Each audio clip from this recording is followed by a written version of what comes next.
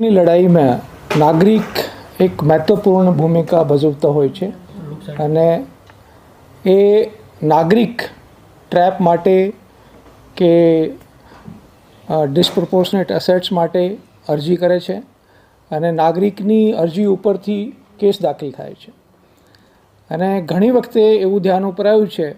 કે આ નાગરિક જે ટ્રેપ કરાવતા હોય છે કે જે કેસ કરાવતા હોય છે એને કનડગત થાય છે, એને હેરાનગતિ થાય છે અને એને ઘણી વખતે ઘણી મુશ્કેલીઓના સામના કરવા પડતા હોય છે. તો આ એક પ્રોગ્રામ કેર પ્રોગ્રામ અમે આજે લોન્ચ કર્યો છે.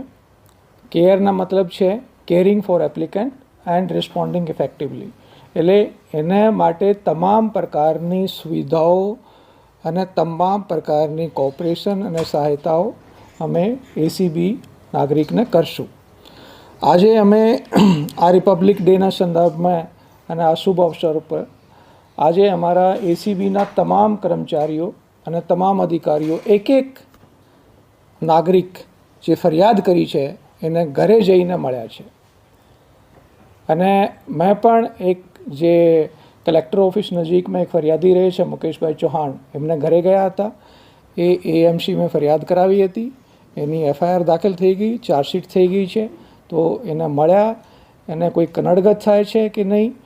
અને એને કોઈ પ્રોબ્લેમ છે કે નહીં અને એના કોઈ સુઝાવ અને સૂચન છે કે નહીં એ પણ એને પૂછ્યા હતા અમે. અને અમારા બંને જોઈન્ટ ડાયરેક્ટર એ પણ ગયા છે, એ પણ નાગરિકને મળ્યા છે અને ફરિયાદીને મળ્યા છે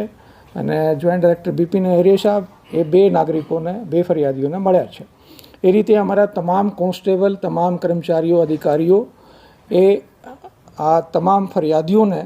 જેટલા પણ એને ઘરે મળ્યા એને જઈને મળ્યા, એની જે પ્રોબ્લેમ છે, એની સમસ્યાઓ છે એની નોંધ લીધી અને એ જે સુઝાવ આપે છે કે વધુ અસરકારક રીતે અમારી એસીબી કામ કઈ રીતે કરી શકે એવા સુઝાવ અને સૂચનો પણ એના પાસેથી મેળવ્યા છે. કેર પ્રોગ્રામમાં જે ખાસ કરીને અમને જે નાગરિકોની તકલીફો અમને ખબર પડી હતી